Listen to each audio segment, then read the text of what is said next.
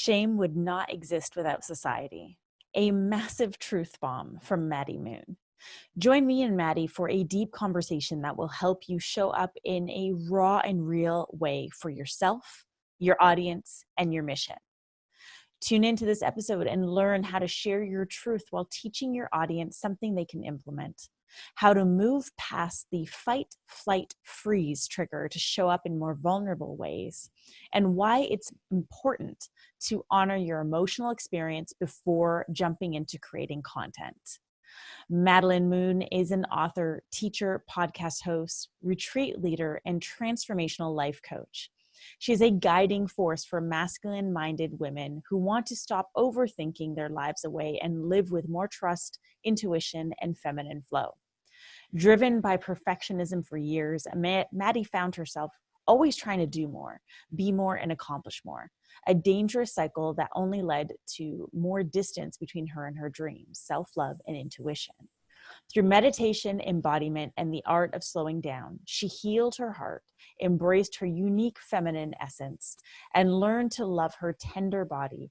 She teaches others across the world to do the same through her podcast, Mind Body Musings, website, and ongoing retreats.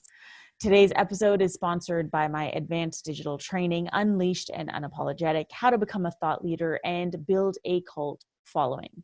If you're ready to gain visibility and do the work that you are here to do, enroll for the You and You training at www.rubyfairmont.com/unleashed.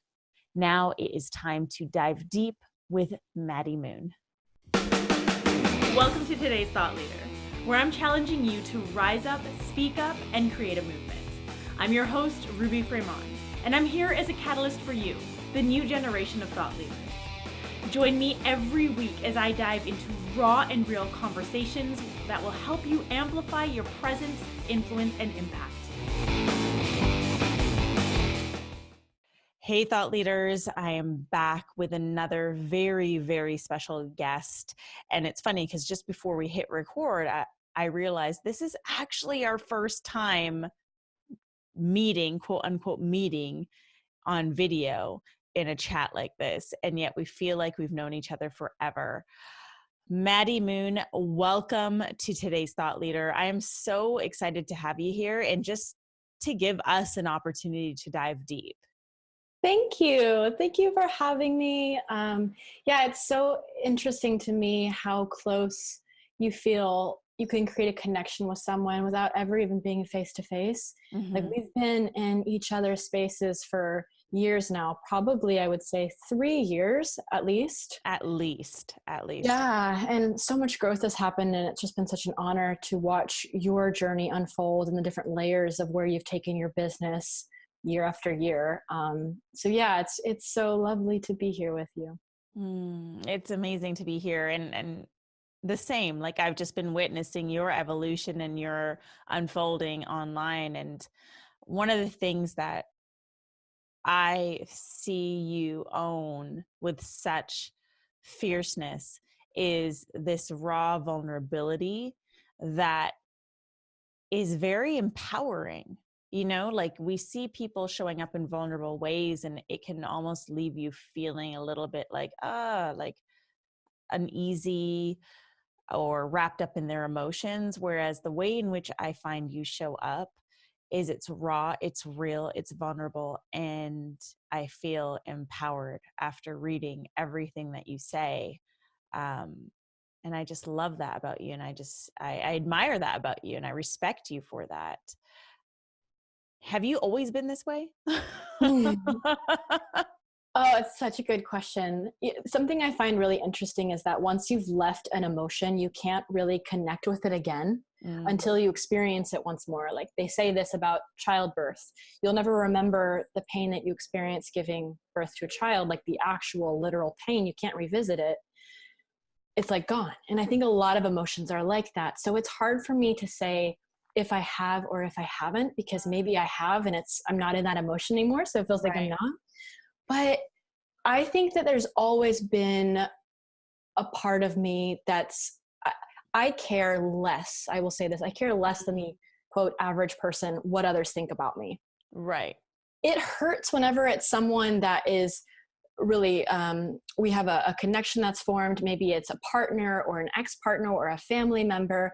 There's some like heart palpitations that may happen if they don't agree with what I say. I get triggered, I get frustrated, but I feel like I've always come at my own truth of knowing that there's no like near death that might happen if people don't accept me. Like, for some people, there is this fight, flight, or freeze response of being vulnerable and telling their truth. And this is something that happens within our nervous system, right? Because a lot of times our body has created a correlation between not being liked and no longer receiving love, which could mean no longer receiving safety.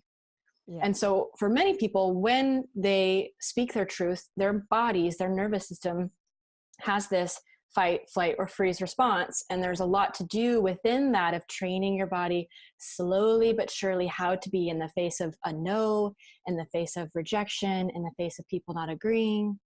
And I think I skipped a few of those steps just because, like, if you don't like me and my message and my path and my journey, I don't find that to be something that I take personally.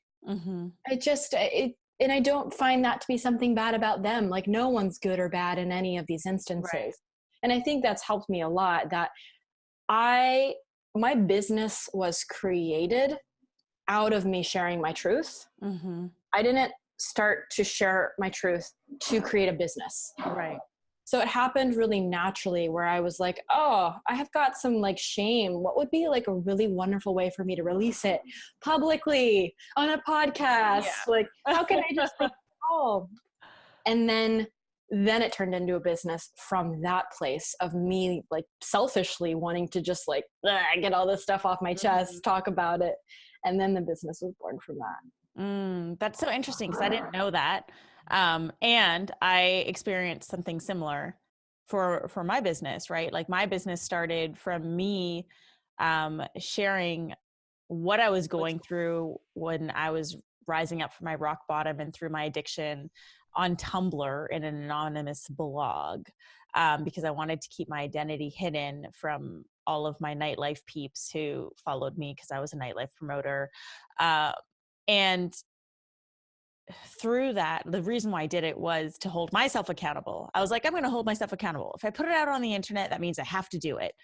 And the more I started sharing that to platforms where I was actually known, like Facebook, the more messages I was receiving, and my business was constructed or came, the idea to do this work was downloaded through that, just through the reception of what I was sharing. And I know that we can both agree that there is so much power to showing up in vulnerable ways, and there are different ways to show up vulnerably, right? Like, there are ways to do it where it feels like it's emotional vomiting, where it feels like you're just airing your dirty laundry. And there are ways to do it from this space of true strength, which I feel you embody beautifully. And I want to talk a bit about that, because I'm sure you've noticed how people can show up vulnerably in different ways. Yes. Yeah. And, I will share something here that has a dark side. And it's been a huge help to me showing up in this way, but there's a secret dark side to it. So one of my aspects of my personality is I don't like people telling me what to do. I really don't like that. And that also is included. I don't like people seeing me and saying, oh, you feel vulnerable about this breakup. Here's what you should do. Like, go out there into the world, do this. Like, what they're doing is trying to be encouraging. Right. I don't like that though. I don't want that. And so that's my dark side, is that sometimes, one of the many pieces of my dark side, but that's one thing that I've always come at being, quote, vulnerable, just being honest and truthful in a way that's also empowered, because I don't also want people saying, oh, let me help you. Because I'm like, no, like, I've got my own inner guidance. I've got my North Star, and I've got my team of people who I trust and who support me. And you are also like this. I notice, because sometimes, not the dark shadow side, but I notice that whenever you post things, oftentimes you'll share and then you'll say, not looking for feedback in this about what I should do. I've got my team and my support group. I've seen posts like that from you. And I'm of the same way, that I come to share my truth because it feels good for me to share it primarily. I'm really doing it for me, which means that if people criticize it or praise it, it doesn't really affect me because it was always for me. Right. But then I also want to speak in a way where I'm sharing what's coming up for me. And as often as possible, I want to provide something that someone else experiencing the same thing can go implement into their life. So I'm combining being a real human being, and even if I'm in the heat or the midst of whatever's happening, I also want to provide some teaching, some inkling of something people can walk away with. I don't want to vent for vent's sake. I don't want to just be vulnerable only for being vulnerable sake. I oftentimes want to combine something in there that can be, doesn't have to be positive, but just something you can implement into your life. And again, I'm not always writing that for everyone else. Sometimes I'm writing that for me. Like, here's what's happening for me, and here's what I can go do. But then I'll phrase it in a way that serves all people, very inclusive as I can be. So the shadow side to it is I don't really like people trying to tell me what to do. I will always be that way. It's very frustrating for my boyfriends and my family because they want to like help, but I have to ask for it. But then it's also good because it's helped me to make sure that when I am sharing my vulnerable truth, I'm doing it in a way that's not basically asking for everyone to bombard me with my next steps. And instead, I'm still holding that pose of being someone who is in touch with my innate wisdom, and I want to pass it on to others.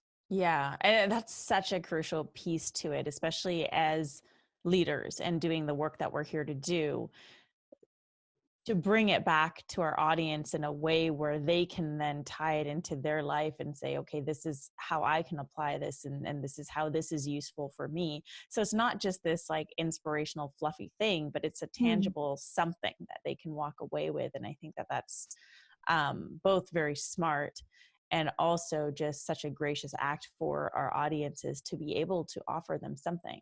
You know, I often get a lot of clients saying, well, how much is too much? And I always say, well, if it's a completely selfish, like just to fulfill your ego and you need validation kind of post, then that's probably not going to serve your audience. But if there's a piece to it where you really want to share something because you feel called, like innately called to share it, because you know that there's someone in your audience who is going to benefit from reading this in some way, shape, or form, then that's a really good, positive, or not even positive, but a great thing to share to your audience. And I don't know about you, Maddy, but I've been playing a lot with this idea of like vulnerable truth being bullshit, because truth, the word truth is truth. And if we share our truth, that is being vulnerable. Like, why are we adding vulnerable post or vulnerable truth or vulnerable authenticity to everything? And I've been thinking about this a lot, and how it's really just because society has trained us to, society or our programming from our parentals, or from our teachers, like to show up in a certain way, to be perceived in a certain way, we have to control how we're seen. And in that control, we wear these masks, and with those masks, we're hiding our truth. And so this idea, this rise of vulnerability is really just like a rise into our truth, and encouraging people to step into that. I don't know what you've noticed with that. Yeah, I feel the same way. There's something that are a whole bunch of words now that start to lose their oomph. Yes. Like, to me, self-love is one of those. Yeah. Holistic health. And I think that vulnerability is becoming one of those, and authenticity and truth. And I'm like, it makes me sad because those are beautiful words, but sometimes when I hear them, I'm just like, like, can we create some new words and then use those a whole bunch, and then we'll create new words, because it just keeps happening. And it's great because people are by saying vulnerable post ahead, it's like giving people a doorway to share their truth, because that's, everything is a stepping stone in all of this shadow work or personal development work, stepping into your truth work. Stepping stones are great. So at the start, what someone might need is to have the little asterisks and then write a vulnerable post and then share their truth. And then again, they might do that. And then later on, they just start to just share it openly, blatantly, what their quote truth is. And that's great. And that's, I think, where we want to get is just where get to the point where we can just share what we share. And we don't have to have a disclaimer of, hey, this is a real thing I'm about to say. But for now, if that's what we need in order to get to that place, then that's great. And I support people who first need to adopt a label of now becoming vulnerable and truthful to get to that place. But I certainly do dream of a world where we can do that and remain unattached to the criticism and approval that we receive from said posts. And with that, I also will add that one thing that I find is so important, and I'm sure you can relate to this, is that when people are sharing these truths, like I just said, you need to remain unattached from criticism or approval, but also being sovereign and knowing that you're sharing something here. Own that, because some people will not agree. So if you're going to write the post and you're going to get on Facebook or your podcast or Instagram and you're going to share this thing, own the whole experience of it. The before, the during, and the after. You're not a victim when people then comment on it and say, hey, you know, I kind of feel differently.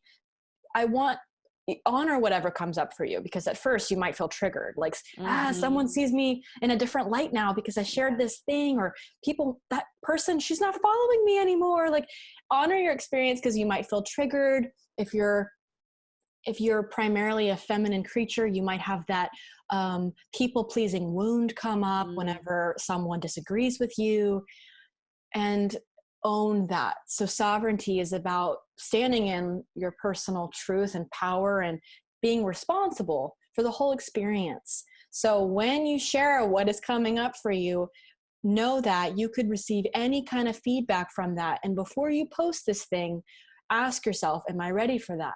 Can I remain in my truth, and can I remain calm? Can I honor my triggers or whatever comes up for me once I hit post on that? Or is that going to ruin my entire day and make me go back inside my shell and make me say, oh, this always happens to me whenever I'm being open and honest? Yeah, I'm so glad you brought that up. I think that that's such a beautiful point, because God, social media just makes it so easy to just blurt out anything at any point in time, because we have this tool at our fingertips all day long. And as leaders, I think that there's this divine responsibility. For me, it's an idea of divine responsibility with what we're sharing and how we're sharing it. Not meant to filter, but more so meant to, okay, let me sit with this first before I share it, so that, just like you said, you can stand by it. You can remain in your truth when it's shared, once it's shared, because there are millions and millions and millions of people online, and not everyone is going to agree with what we have to say. And I'm sure you've dealt with your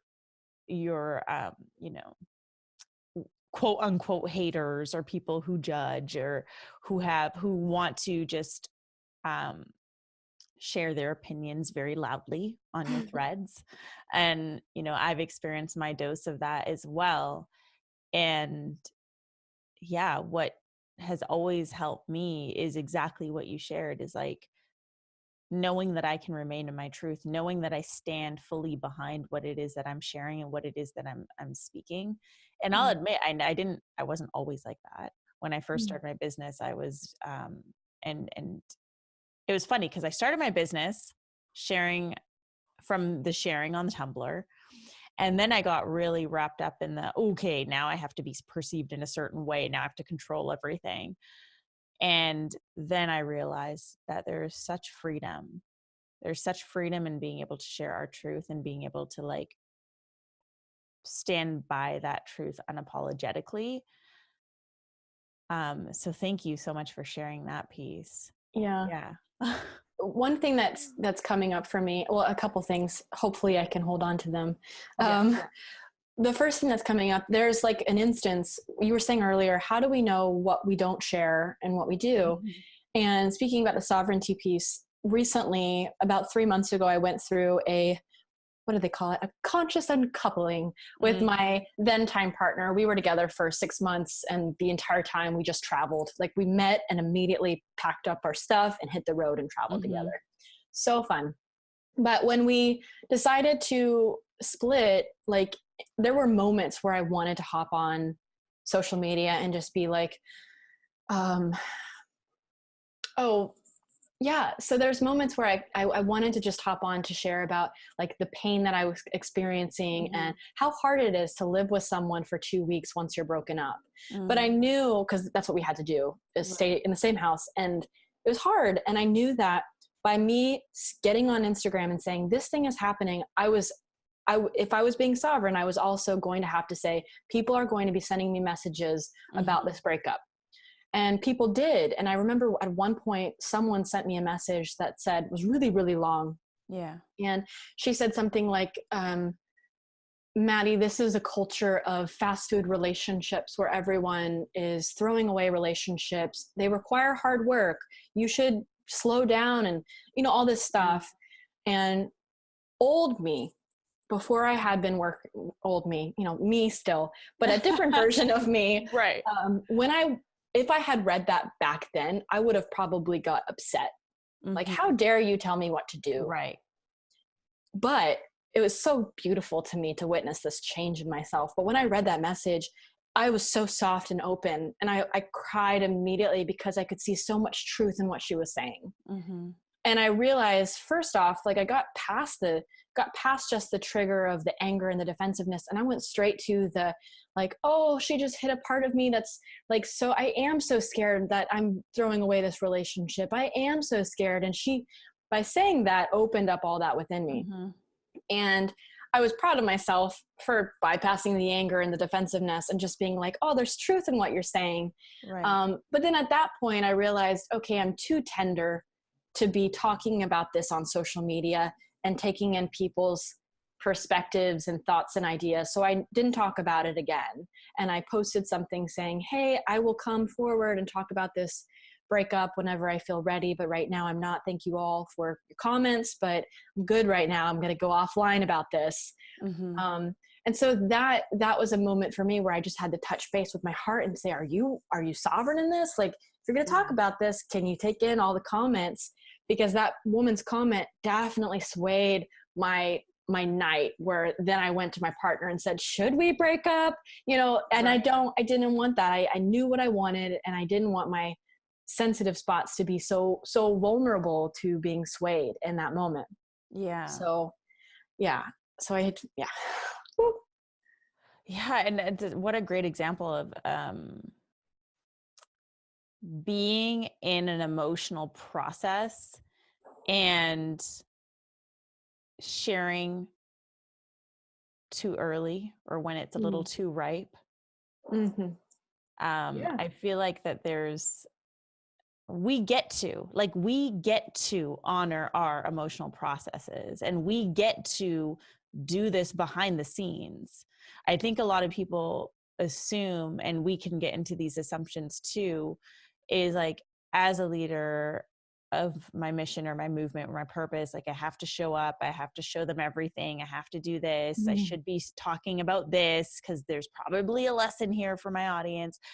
And when we try and push all of that out there into social media to show the world, I feel like there's a part of us that isn't really truly honoring our process. And there's so much to honor within ourselves that if we share too early, it's like cutting that process too short.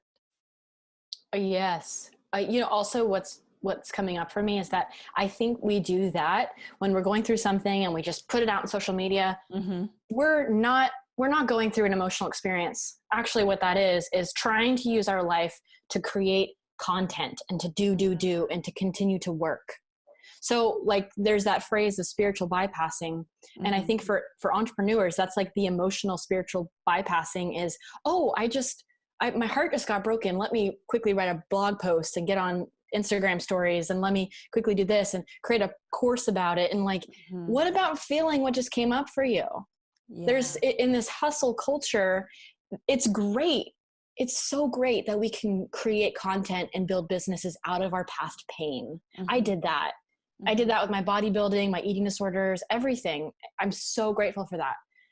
But if we are not aware of that hustle wound of the need to do, we're going to do that with our emotions and bully ourselves into creating before we're ready. We're too tender. It's okay to not quickly hop on social media and share and make this part of your business. It's okay to feel it first, like sit in it, be triggered, be upset, have one of those awesome crying on the bathtub floor showers, and just indulge in what you are going through as a woman, as a man, as a child. Feel what you're feeling, because you are not here to create content, and you're not here to even be a leader or a speaker or a teacher. You're here to be a human, a spirit having the human experience, but you are here to be on earth and to feel all the things and to live your life. It's a gift. And as you said, it's an amazing thing we get to do to then turn it into something that helps other people. But in the pursuit of helping other people and building a business, don't skip over your own slowing down, your own feeling, your own processing, because that's where living actually happens. Amen. I like had goosebumps that whole time because I love where the conversation just went. One of the things that I've nicknamed you in my own head, I don't think I've ever shared this with you, is like an expert on feeling. Oh, I love that. That's my nickname for you, and I'm sharing it out loud right now. But to our listeners, Maddy really is an expert on feeling, and if you aren't following her, just follow her, and you'll see her. Everything's going to be in the show notes. But I love that you shared that. I love that, because I think that especially now with the rise of the purpose-driven leaders, you know, everyone's like, I have a purpose. I went through this pain. I want to turn it into power. But we have a lot of people doing that too soon. And it's irresponsible both to their audience and those that they're here to serve, and also to themselves, because they're not allowing themselves to actually go through the motions of healing their traumas. And it's just like what you said, bypassing their emotions. Yeah. And I'm sure it's like, you know, I'm sure it's very challenging to watch all of these people on Instagram and social media building all these businesses and being speakers and leaders and not even having gotten started with that yet. And it's exciting to be like, oh, they're all doing this. Thousands of people are doing this. I want to do this too. Right. So I can see how it would be really seductive to hurry on and get started and start speaking and talking about these things and building an online business so you can be a digital nomad and travel the world and do all these, right? Like all these things you want to do, but it's hard work. It is such hard work. I mean, to hold other people going through their traumas is hard enough, is challenging enough. It requires a lot of your presence. Even being quiet and listening takes a lot out of a lot of human beings. Me as a projector, you're a projector. I'm also a projector. Human design people. Yeah. It takes a lot, and it's responsible, as you said, and it's emotionally mature to first know how to hold your own stuff before you're doing that for someone else. And it's a great thing to be able to do that. There's no honor in getting started way too fast, not being responsible and feeling your own feelings and healing your own wounds, or at least being on the path to healing those subconscious ruling wounds. Yes, start before you're ready, but don't start before you're not responsible, are responsible. Don't make sure you're responsible when you start. Yeah. I mean, because healing is a journey. Like we're both still healing. Like healing is a forever journey. Like we are healing until the day we pass. And it's not about waiting until you are quote unquote healed. It's about waiting until you are ready to hold space for other people. If you cannot hold space for yourself in your wound, in your trauma, and you're simply bypassing that and moving on to the next thing, or creating for the sake of bypassing what you're actually feeling, then you're not ready to hold space for others. You're not. And I think a lot of people learn it the hard way when they step into this too early. And both of these things can coexist at the same time. You know, like as dedicated as I am to my clients and to my audience and to my community, I am equally, if not more dedicated to I would say more dedicated to my own growth. And I feel like you're the same way. Yeah. You know, from what I always witness online, you're always attending workshops and you working with your coaches and mentors, and always inviting yourself to dive in deeper within yourself. And I can only imagine just how powerful that then becomes when it translates into your work with your clients. Yeah. We can't take our clients deeper than we've gone ourselves. Mm-hmm. So that's really important for people to remember who are wanting to become coaches, who are, this is kind of changing the direction a little bit, but when you're wanting to become a coach, you also need to invest in yourself, right? That's also part of being responsible, of being a teacher and a leader. If you're going to hold space for others, have you been also doing what you're asking them to do? If you're asking a client to put down X amount of dollars to hire you, are you putting X amount of dollars down to hire someone else? Are you investing yourself and going to workshops and courses and going into your triggers and your pain and your darkness and your light and your, like, all the like elation that you feel? Are you allowing yourself to fully step into feeling all that's coming up for you and investing in yourself? Because that's also walking the talk. If you're going to be doing that for others, you want to go deep in your own life. It's the only way to take your clients deep. It's a reflection. It's a mirror. Every relationship you have is a mirror. It's showing you the things that either you have not quite brought into your life, like the shadow work, whenever you get triggered or upset. When that happens, look at that quality, because it's something you're probably repressing in your own life. But then oftentimes it can show us what we are doing in our life. And like, it can be a beautiful reflection of seeing the things in others that we really love about ourselves. I think the word for that would be integrity. Showing up integrity, you know, and having integrity. And you know, if you're someone who is working as let's use the example of the coach, and you have never ever even invested in your own, like, that's questionable. It's questionable. Or if you are, you know, for example, a speaker and you speak on empowerment, and yet in your life outside of the screen, in your life offline, you're actually not doing anything to empower yourself, and you're just falling victim to your programming and not working through any of that, then there's a lack of integrity, and that shows. And so that's why, like, bringing it back to owning our truth, I think it's, our truth isn't always the bright light. Our truth can also be owning our shit and then taking responsibility for all of that. So in order to show up in this raw, truthful, real, genuine way online, which actually creates a better connection with your audience, we need to be able to connect that way with ourselves offline, not just when the cameras are rolling. And feeling what's coming up for us. I think also this is one of the things that's made my quote vulnerable shares different, is that when I'm sharing a vulnerable share or something real, I don't have an underlying tone about this is something really sad and something really bad. And this, it's like, this is the thing. And it's normalizing.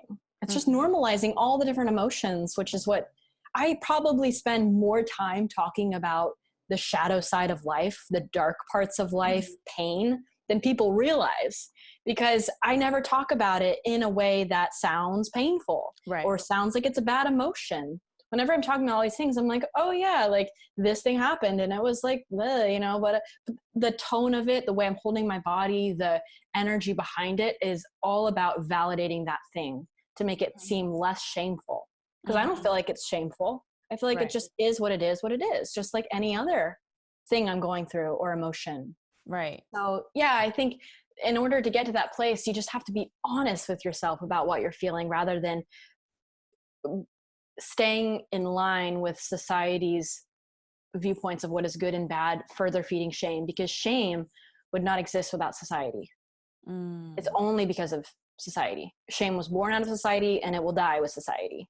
And if society decides to change what is shameful, power. Powerful. Mm-hmm. We get to do that. We get to do that. Yeah. That's shame would not exist without society. That is super, super powerful. And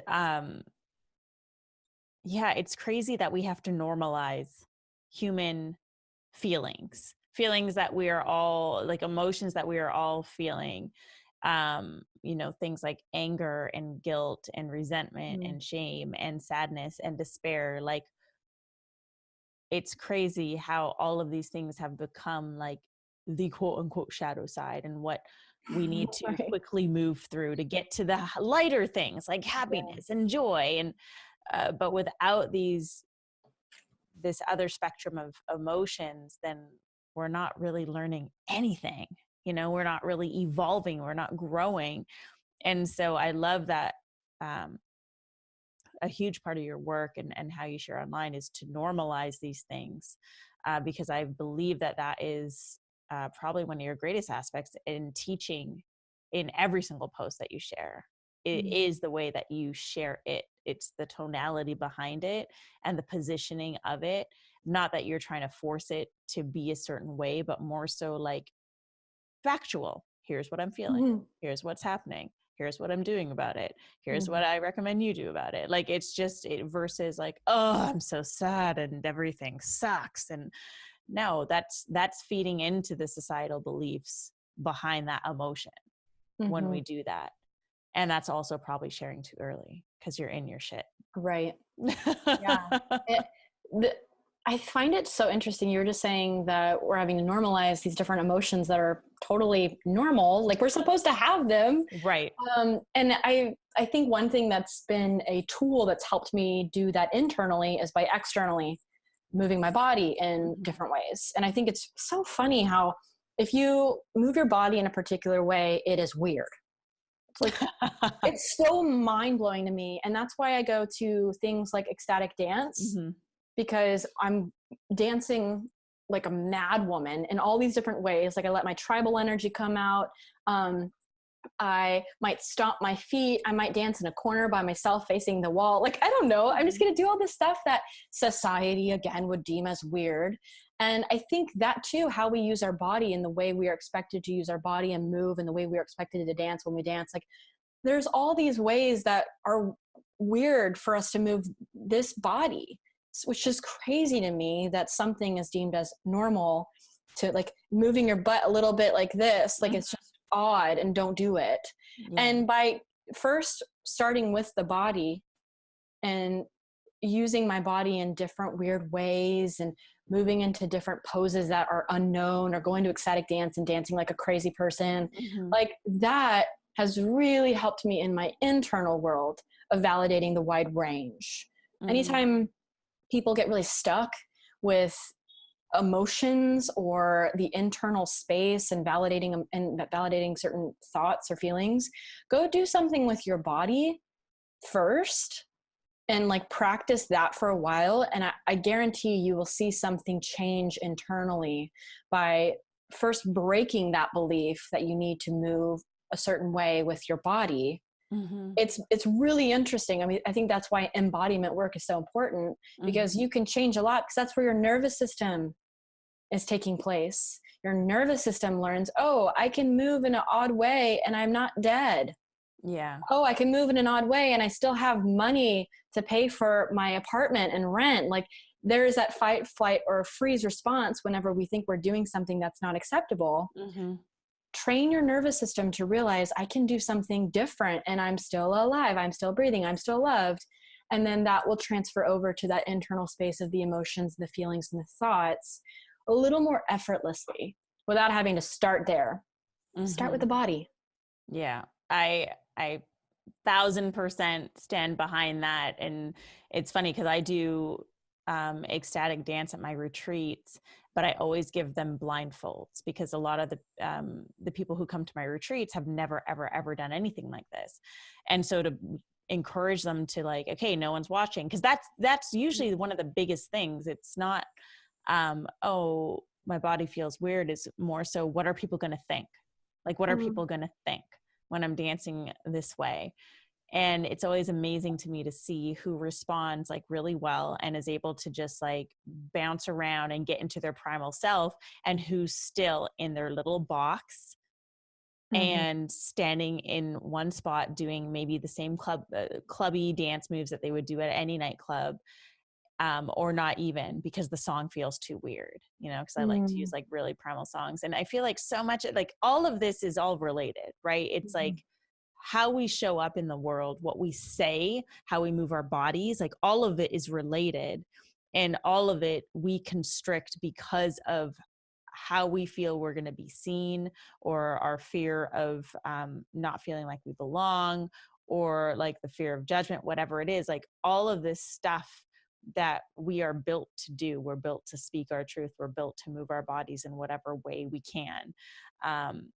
All of that is restricted because of the programming that we pick up.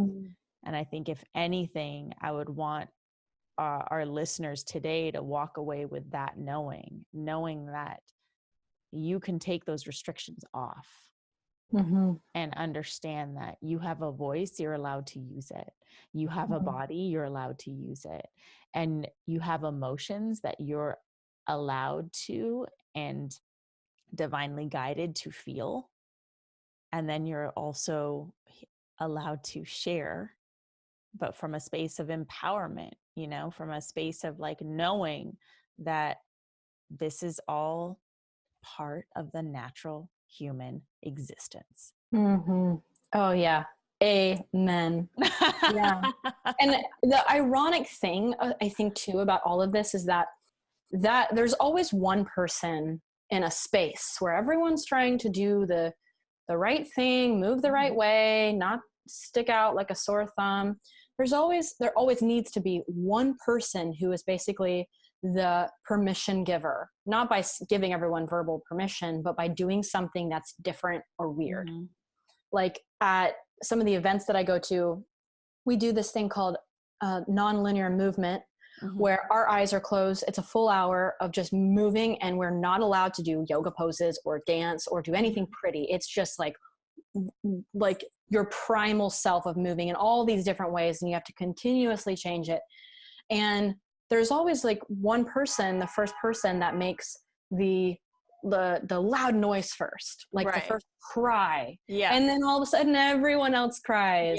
Or there's a person that starts screaming, and then other people start screaming. So I find that to be a motive and a motivating factor to go into those places as quickly as possible, because I'm also being a teacher in that way by being the first screamer. It's great for me because I get to scream and let out all that energy. And then it's only proving my body more and more, my nervous system more and more, how okay it is to scream, because then all these other people follow suit and they do the same thing. And my body's like, oh, okay. Like there's a part of me that's like, oh, I'm so glad that I got to do that and scream. So everyone else is screaming now too. Because they're like this teacher ego part of me, and I like to play with her energy, and that's really cool. But then other people feel safe to do so. So we need more of the people that are getting out of their club dance moves and people who are screaming, because just try it. Like give yourself your own permission slip to be the first one to do that thing, and watch how many other people open up in that same way. And it does something to the room. The room then went to a new place that it wasn't going to go before if no one opened up that possibility to be the screamer, the moaner, or whatever it was. Someone didn't do that, and everyone else kind of follows suit and doesn't do that. The room doesn't go as deep as it could have. Not as much as released as it could have been released.